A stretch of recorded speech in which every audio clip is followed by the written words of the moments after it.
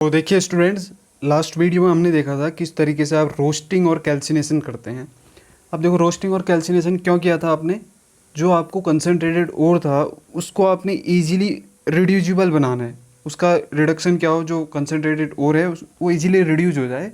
तो उससे पहले आपको क्या करना पड़ता है, उसको ऑक्साइड फॉर्म में कन्वर्ट करना पड़ता है। तो ऑक्साइड फॉर्म में कन्वर्ट करने के लिए आप रिवर्बरेटरी फर्नेस में क्या करते हैं, या तो कैल्सिनेशन करते हैं या आप रोस्टिंग करते हैं। तो कैल्सिनेशन और रोस्टिंग से आपको क्या मिलता है, ऑक्साइड्स मिलते हैं। ठीक है, अब जो ऑक्साइड्स है उसका क्या होगा, फाइनली रिडक्शन होगा और वहाँ से आप मेटल ऑब्टेन करेंगे।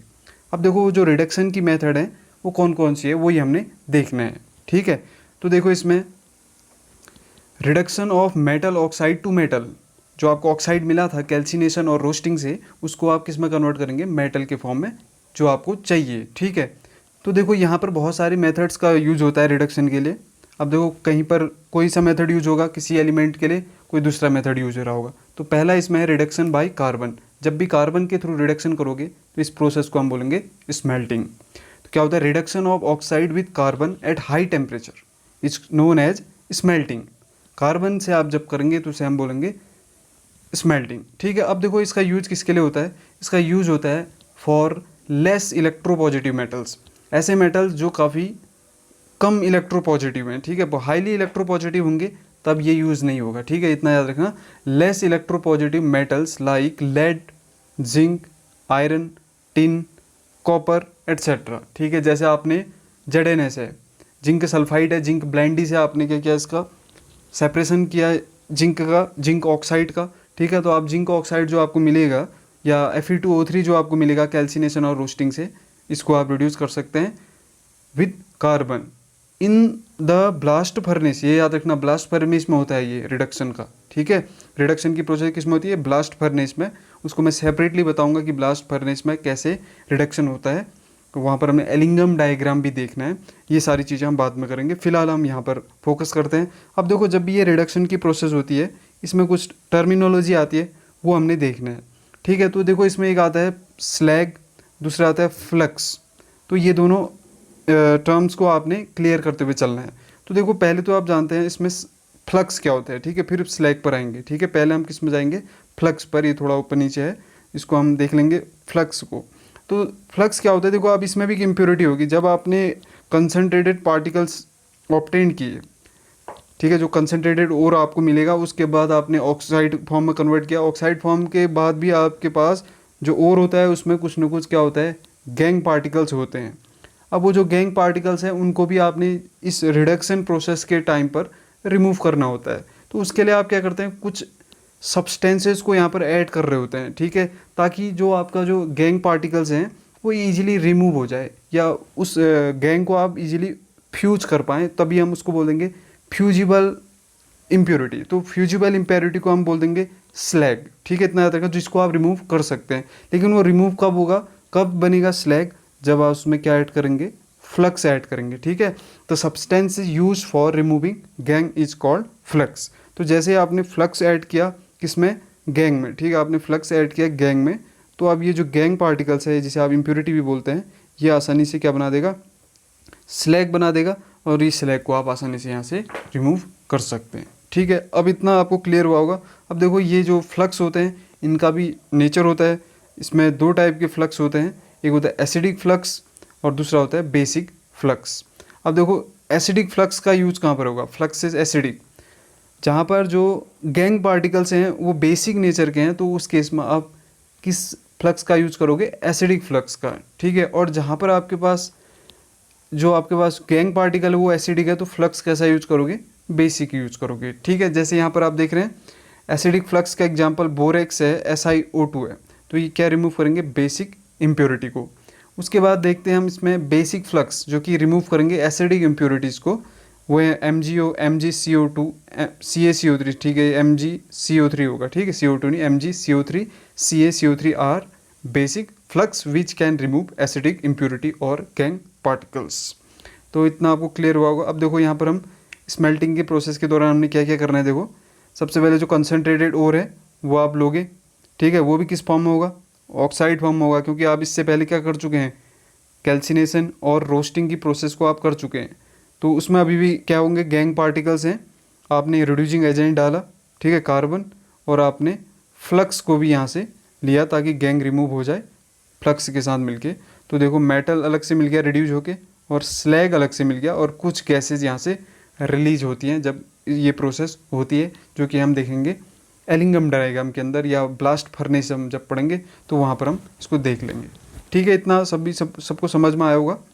तो क्या होता है जब आप रिडक्शन करते हैं, कंसनट्रेटेड ओर लेते हैं, एक रिड्यूसिंग एजेंट लेते हैं, ठीक है। अब वो कौन कौन सा रिड्यूसिंग एजेंट है, अभी हम कार्बन ले रहे हैं, ठीक है।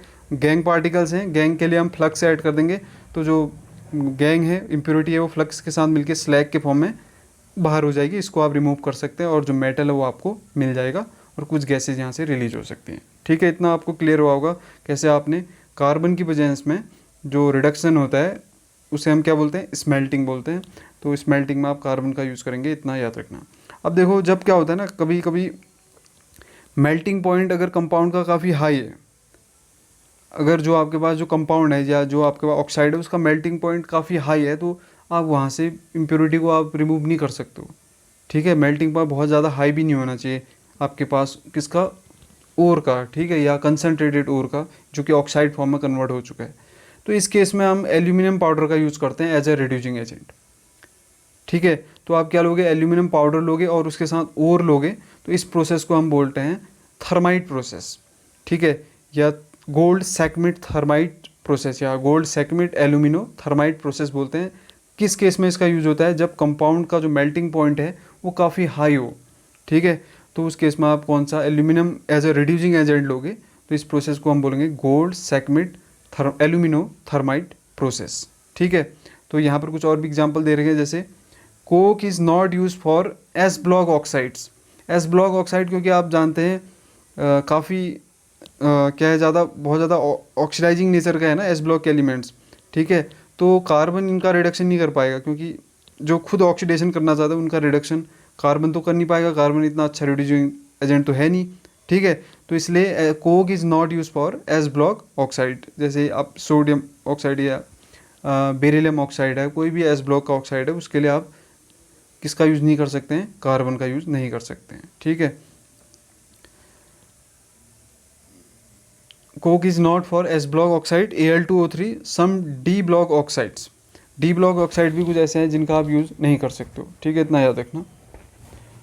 और जैसे यहाँ पर देख रहे हो आप मेटल कार्बाइड बन जा रहे थे, कैल्शियम के केस में ये कहता है ना कार्बाइड का, ये कार्बाइड का फॉर्मेशन हो जाता है, तो ये कार्बाइड फिर क्या करता है, सेपरेशन में प्रॉब्लम हो जाती है। ठीक है, तो इसलिए डी ब्लॉक के जो ऑक्साइड हैं, chromium oxide, niobium oxide, manganese oxide, तो इसमें आप कोक का यूज़ नहीं करेंगे, क्योंकि इस केस में क्या होता है, बहुत सारे ऐसे यहाँ से प्रोडक्ट बन जाएंगे जो जिसका सेपरेशन ईजी होगा नहीं। ठीक है, तो इनके लिए हम कोक का यूज़ नहीं करेंगे। ठीक है, इतना याद रखना। और एस ब्लॉक एलिमेंट्स के लिए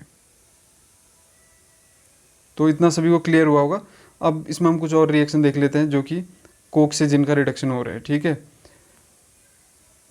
ठीक है, या तो कोक लोगे या कार्बन मोनोऑक्साइड भी लेते हैं। ठीक है, आएगा यहाँ से कार्बन ही, कार्बन मोनोऑक्साइड कम्प्लीटली ऑक्सीडाइज नहीं है। ठीक है, ये इनकम्प्लीटली ऑक्सीडाइज कार्बन है, तो इसका भी आप यूज़ कर सकते हैं। तो यहाँ से आप देख रहे हैं कॉपर ऑक्साइड जो है Cu फॉर्म में आ गया, रिडक्शन हो गया। PbO के लिए भी आप कार्बन का यूज़ कर सकते हैं, Pb रिड्यूस फॉर्म में आ गया। FeTO3 के लिए कार्बन का यूज़ कर सकते हैं, Fe रिड्यूस फॉर्म में आ गया। जिंक ऑक्साइड के लिए आप कार्बन का यूज़ कर सकते हैं, जिंक यहाँ से आप मिल जाएगा। ठीक है, CO का भी यूज़ कर सकते हैं, यहाँ से रिड्यूस फॉर्म आपको मिल जाएगा। ठीक है, और जैसा मैंने आपको बताया था, जो फ्लक्स और गैंग के बीच में जो रिएक्शन हो रही है उसके बाद स्लैग बन रहा है, उसके भी एग्जांपल हैं। देखो SiO2, जैसे ये आपका सपोज ये आपके पास है फ्लक्स, ठीक है, और ये इम्प्योरिटी है, एसिडिक इम्प्योरिटी है SiO2, और बेसिक आपके पास क्या फ्लक्स है। ठीक है, तो दोनों मिल पाएंगे और मिल के बनाएंगे CaSiO3, तो ये क्या है, स्लैग है। इस स्लैग को आप आसानी से रिमूव कर सकते हैं, और CO2 गैस, ठीक है, गैस के लिए ऊपर साइन होगा। तो हमने कहा कुछ गैसेस भी रिलीज हो सकती हैं। इसी तरह जैसे ये P2O5 है, तो ये भी क्या है, एसिडिक इम्प्योरिटी है या एसिडिक गैंग है, और CaO क्या है, बेसिक फ्लक्स। तो यहाँ से स्लैग मिलेगा कैल्शियम फॉस्फेट, तो इससे आप क्या कर सकते हैं, इसको रिमूव कर सकते हैं। ठीक है, तो ऐसा ही यहाँ पर जैसे इम्प्योरिटी बेसिक है, पहले ऊपर क्या था, एसिडिक इम्प्योरिटी थी, तो यहाँ पर जो फ्लक्स होगा वो एसिडिक होगा। ठीक है, तो इम्प्योरिटी आपकी बेसिक है, तो MgCO3, आपने फ्लक्स डाला एसिडिक MgSiO3 और CO2 गैस। ठीक है, इतना याद रखना। FeO जो है आपका बेसिक इम्प्योरिटी है, एसिडिक फ्लक्स आपने यूज़ किया FeSiO3 स्लैग के फॉर्म में, आप इसको रिमूव कर सकते हैं। ठीक है, तो ये तो था कार्बन से रिडक्शन। और भी मेथड है इसमें, इसके बाद हम देखेंगे सेल्फ रिडक्शन हमने देखना है इसमें, जिसे आप ऑटो रिडक्शन भी बोलते हैं। और भी एक दो मेथड और देखने हैं उस, जैसे एल्यूमिनियम से मेटल से रिडक्शन हमने देखना है। तो इतना आप सभी को क्लियर हुआ होगा। फिलहाल हम यहीं पर इसको रोक रहे हैं, मिलते हैं अगली वीडियो में। ठीक है, till then thank you for watching, God bless you all.